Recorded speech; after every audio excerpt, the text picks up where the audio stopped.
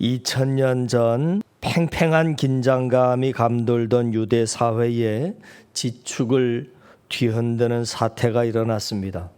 400년 전 예언자 말라기가 한 예언을 성취시키는 것 같은 한 인물이 등장을 했기 때문입니다. 그는 세례 요한이라고 하는 자입니다. 그의 등장은 단숨에 당시의 예루살렘 성전 당국자들과 팔레스틴 정치인들을 송두리째 흔드는 태풍, 토네이도 같았습니다. 도대체 세례 요한은 어떤 인물이었나? 라고 할 때 요한은 당시 유대교의 사두개파에 속한 사독 계열의 제사장 집안 사가랴의 아들로 태어났습니다. 그러니까 요즘 말로 종교 권력의 최정점에 있는 기득권층 중에 기득권층 사람인 거죠. 그러니까 금수저라 할 수 있죠. 그러니까 큰 사고만 치지 않는다면 그는 대제사장의 지위에까지 오를 수 있는 그런 사람입니다. 앞길이 환하게 열린 전도 유명한 미래와 기름진 식사가 보장된 사람입니다. 그런 세례 요한이 모든 기득권을 내팽개치고 왜 유다 광야인 빈들로 나갔는가 하는 그 이유에 대한 강력한 힌트를 주는 말씀이 누가복음 3장 1절 2절 말씀인데 읽어드리면 그 내용이 이렇습니다. 디베료 황제가 통치한 지 15해로 헤롯이 갈릴리의 분봉왕으로 그 동생 빌립이 이두레와 드라고닛 지방의 분봉왕으로 루사니아가 아빌레네의 분봉왕으로 안나스와 가야바가 대제사장으로 있을 때에 하나님의 말씀이 빈들에서 사가랴의 아들 요한에게 임했다. 그렇게 성경은 기록합니다. 그러니까 여기 등장하는 인물들은 당시 유대 사회에 막강한 영향력을 행사했던 권력자들인데 그 시대의 대표적인 악당들입니다. 그러니까 포악한 로마 황제의 대명사가 된 제2대 황제 티베리우스가 등장을 하고 그리고 본디오 빌라도 대헤롯 왕의 아들들 분봉왕이지요. 헤롯 안티파스, 대제사장인 안나스, 가야바, 특히 이들은 당대 4대 악당들로서 총체적인 난국의 대명사들이었습니다. 그러기에 세례 요한이 빈들로 나온 이유는 조용하고 한적한 곳을 좋아해서가 아닙니다. 이 악당들이 통치하던 시대 유대 사회의 생활상을 잘 보여주는 말씀이 마태복음 9장 36절인데 거기는 성경에 이렇게 기록합니다. 무리를 보시고 불쌍히 여기시니 이는 그들이 마치 목자 없는 양과 같이 고생하며 기진함이라.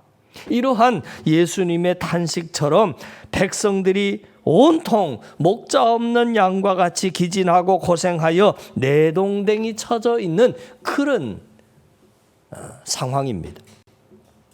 세례 요한이 이 상황을 온몸으로 느꼈기 때문입니다. 이러한 상황 속에서 세례 요한은 어떻게 하면 하나님의 나라가 임하는 세상을 만들 수 있을까 고뇌했기 때문입니다. 그렇게 빈들에서 지냈던 요한이 어느 날 유대 사회를 향해 입을 열었습니다. 회개하라, 천국이 가까웠느니라. 이러한 요한의 외침은 온 이스라엘을 소동케 합니다. 예루살렘은 말할 것도 없고 온 유대 지방과 요단강 주변 전 지역 사람들이 다 요한에게로 나오게 되었고 요한은 그들을 데리고 요단강으로 가서 회개에 이르게 하는 세례를 베풀게 됩니다.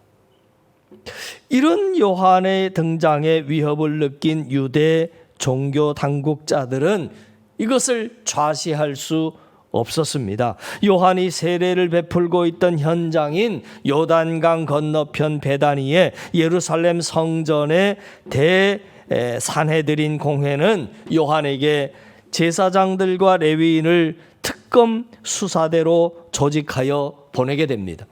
왜 제사장들과 레위인을 요한에게 보냈냐면 앞서서 제가 말씀드린 바와 같이 요한은 사독 계열에 속한 제사장 사가랴의 아들, 제사장 신분의 사람이었다 하는 말씀을 드렸습니다. 제사장의 직무와 관련된 문제가 있다고 보았기 때문입니다. 예루살렘에서 파견된 산헤드린 공회의 특검들이 요한에게 와서 제기한 중요 혐의점은 요한의 정체성에 대한 문제였습니다.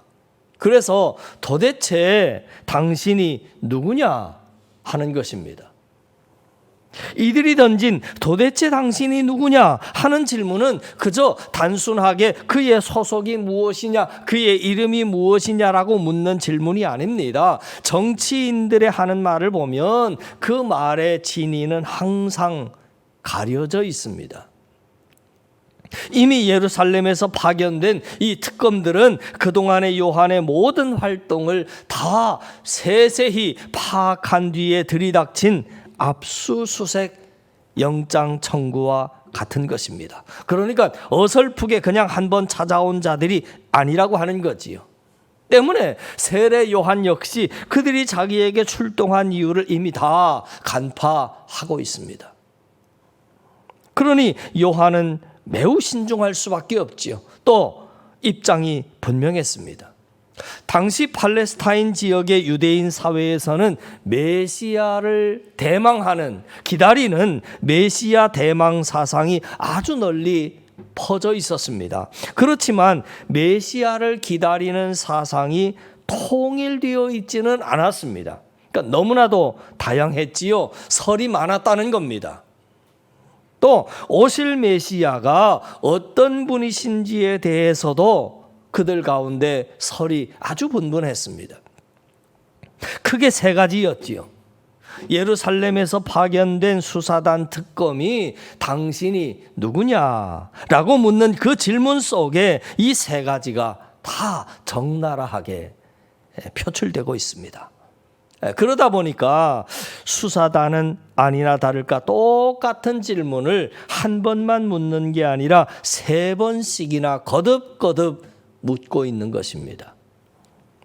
요한은 이미 그들이 캐묻는 질문의 의도를 다 간파하고 있습니다. 보시죠. 첫 번째 질문이 당신이 누구냐 하고 질문하고 있지만 요한은 이미 그 질문의 의도가 당신이 지금 우리 유대인이 기다리고 있는 바로 그 메시아 그리스도냐 하는 질문이었습니다. 요한은 그 질문의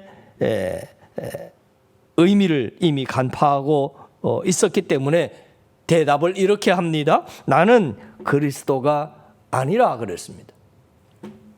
참 기막힌 대답이지요. 당신이 그리스도냐라고 묻지도 않았는데 요한은 나는 그리스도가 아니다 라고 대답했습니다. 참 어떻게 보면 뚱딴지 같은 대답이죠.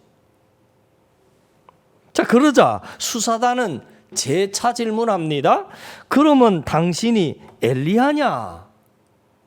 여러분, 저들이 지금 왜 구약시대의 엘리야 선지자냐라고 묻는 것이냐면 제사장들, 그 질문을 하고 있는 지금 이 제사장들은 말라기서 4장 5절의 말씀을 알고 있는 자들입니다. 알고 있다라고 하는 것을 뭘 알고 있는 거냐면 그 성경 말씀에 보면 보라 여호와의 크고 두려운 날이 이르기 전에 내가 선지자 엘리야를 너희에게 보내리라.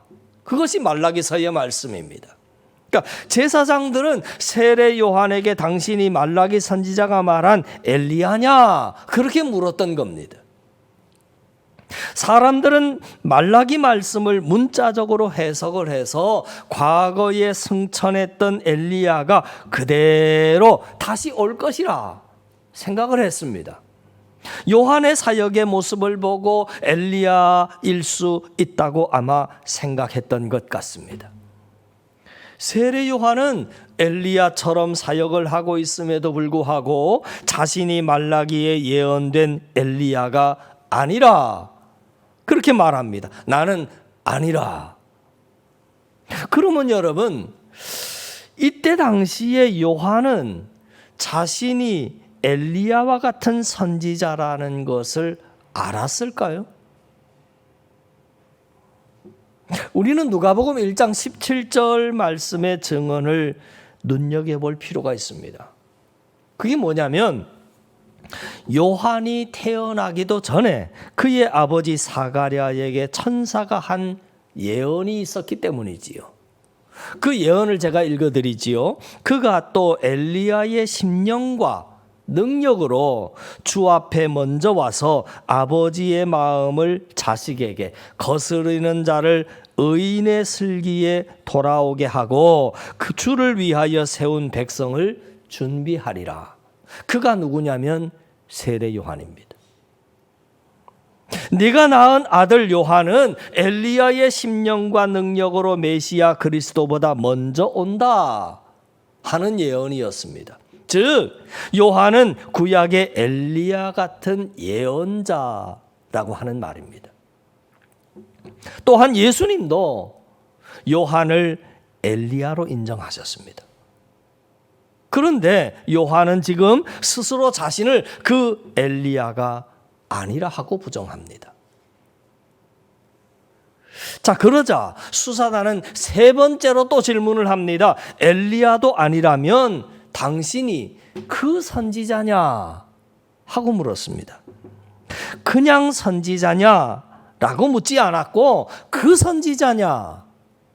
그렇게 물었어요.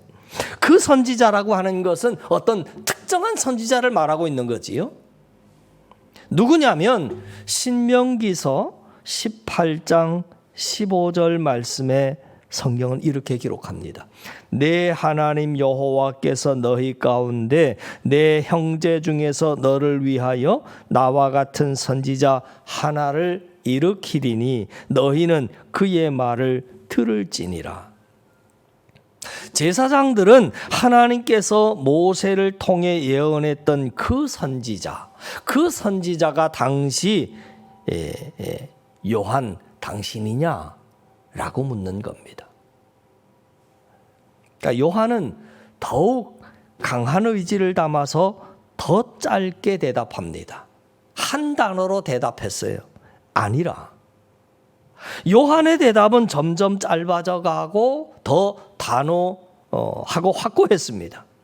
그 대답은 강한 부정이었습니다. 여러분, 요한의 세 번에 걸친 이 강한 부정은 누구나 말할 수 있는 쉬운 부정이었겠습니까? 요한은 당대, 아니 이스라엘 역사 속에서 단연 최고의 스포트라이트를 받는 인물이었습니다. 소위 기독교 역사에 성인으로 추앙받는 인물들이 있습니다. 사도 바울 이후에도 가장 위대한 신학자로 칭송받는 교부 아우구스티누스는 2000년 기독교 역사에 가장 영향력 있는 인물 중에 한 사람입니다.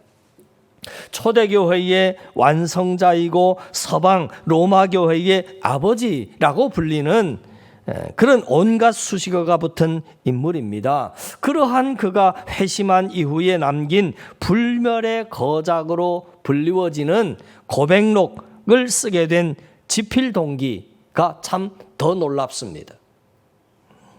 그가 높은 덕망과 학식으로 아프리카 교회는 물론 전 세계 교회로부터 성자로 추앙받는 명성을 떨치고 있을 때 자기 명성의 정상에서 겸손하게 붓을 들고 자신의 실체를 가감없이 발가벗겨 놓은 책이 바로 그 고백록입니다. 하나님 앞에서 발가벗은 자신의 실체, 하나님과 대면하는 죄인인 자신의 참담함을 그리고 있는 책이 바로 고백록입니다. 오늘 현재 세례자 요한은 자신을 거듭거듭 부정하고 있습니다. 나는 그 그리스도 메시아가 아니다. 나는 엘리야가 아니다. 나는 모세가 말하는 그 선지자가 아니다라고 부정합니다. 그가 그리스도가 아니라 메시아가 아니라고 하는 부정은 정당합니다. 맞는 말입니다. 그러나 여러분, 그렇다고 해서 요한이 자신이 말라기 예언자가 말하고 있는 엘리야 같은 예언자가 아니라고 하는 부정은 아니지 않습니까? 모세가 말한 모세와 같은 그 선지자가 아니라고 하는 부정도 그는 하지 않았습니다. 그런데도 왜 그는 자신이 그리스도도 엘리야도 그 선지자도 아니라고 거듭거듭 부정하고 있는 것입니까? 예루살렘에서 파견된 특수 검사관, 수사관들이 난감해졌습니다. 화가 났습니다.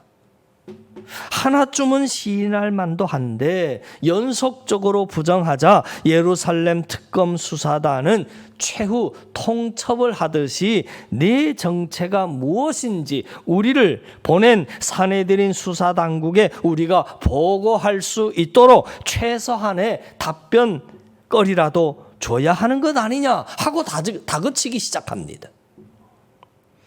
그러자 그제야 요한은 마지못해 자신이 누구인지를 밝힙니다.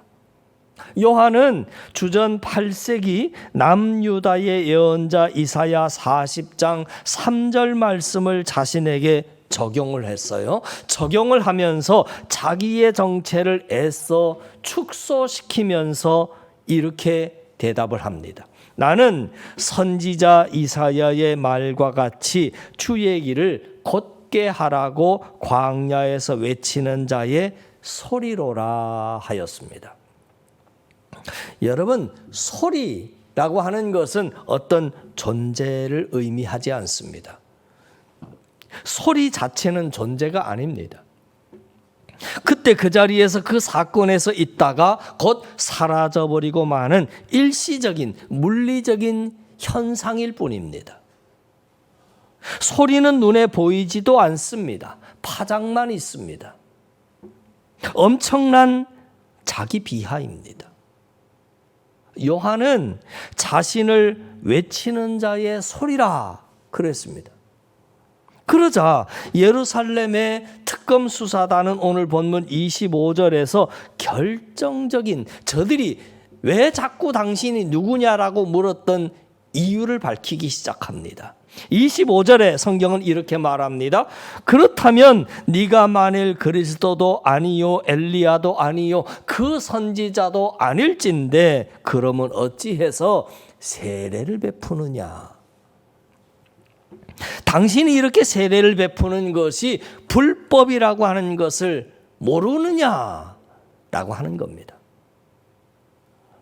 이들이 요한이 베푸는 세례를 문제 삼고 있는 이유가 있습니다. 그게 뭐냐면 1세기 당시에는 다양한 형태의 세례 그리고 종교적인 정결 의식이 실행이 됐는데 그 가운데에 가장 눈에 띄는 것이 이방인들이 유대 종교로 개종을 할 때 세례 요한이 베푸는 세례를 베풀었습니다.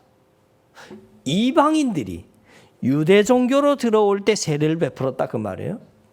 그런데 문제가 뭐냐면 지금 요한은 이방인들에게 베풀어야 할 세례를 동족인 유대인들에게 베풀고 있었다 하는 겁니다. 이건 불법이었습니다. 유대인들을 왜 이방인 취급하느냐 그 말입니다. 유대인들은 이미 하나님에게 선택받은 민족인데 왜 세례를 베푸느냐 하는 이야기입니다. 당신이 베푸는 세례는 오직 종말적인 인물, 즉 다시 말해서 그리스도 메시아나 엘리야나 그 선지자만이 할 수 있는 일을 네가 왜 하느냐 그 이야기입니다. 그런데 이때 요한은 기다렸다는 듯이 한치의 머뭇거림도 없이 단도직입적으로 자기 뒤에 오시는 그분에 대해서, 메시아 그리스도에 대해서 직설적으로 소개를 합니다. 오늘 본문의 26절 7절 말씀이지요. 같이 보십시다. 나는 물로 세례를 베풀거니와 너희 가운데 너희가 알지 못하는 한 사람이 섰으니 곧 내 뒤에 오시는 그이라. 나는 그의 신발끈을 풀기도 감당하지 못하겠노라.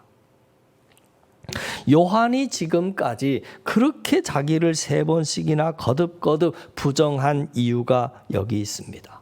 자기의 뒤에 오시는 메시아이신 그리스도, 그분을 증언하기 위해서입니다. 그리고 자기는 있다가 사라지는 소리라 그랬습니다.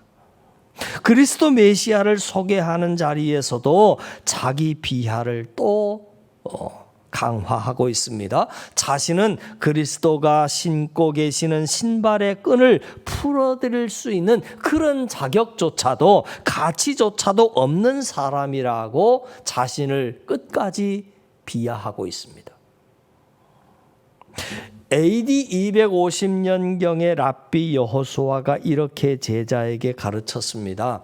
종이 주인에게 반드시 해야 하는 모든 일을 제자는 자기의 스승된 분에게 해야 한다. 그렇다 해도 한 가지 예외가 있다. 그 예외는 제자가 아무리 스승이라도 스승의 신발을 벗기는 일, 신발끈을 푸는 일을 해서는 안 된다.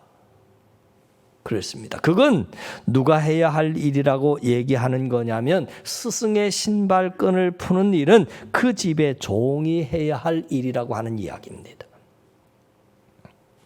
종과 제자를 구분시키는 유대 랍비의 가르침입니다.